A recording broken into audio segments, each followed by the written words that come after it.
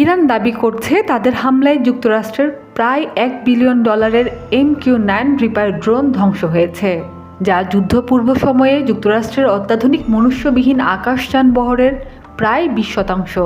এদিকে যুক্তরাষ্ট্রের president Donald Trump বলেছেন, ইরান কখনোই পারমাণবিক অস্ত্র পাবে না।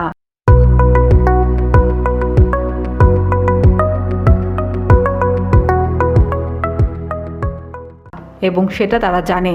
তিনি আরও বলেন, খুব শিগগিরই সব কিছুর সমাপ্তি হবে।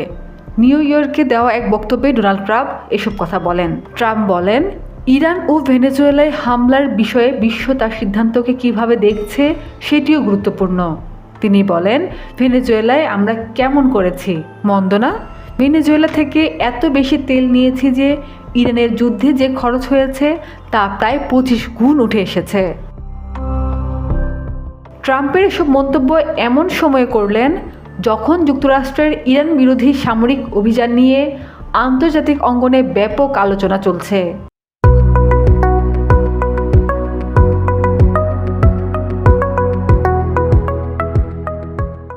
পেন্টাগনের তথ্য অনুযায়ী চলতি মাসের শুরু পর্যন্ত ইরানের বিরুদ্ধে যুদ্ধ পরিচালনায় যুক্তরাষ্ট্রের ব্যয় দাঁড়িয়েছে প্রায় $29 বিলিয়ন।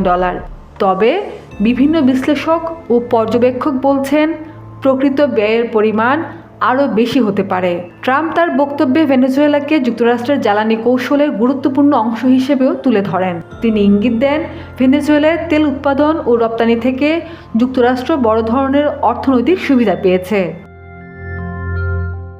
খাদিজা নিপা, দেশ রূপান্তর।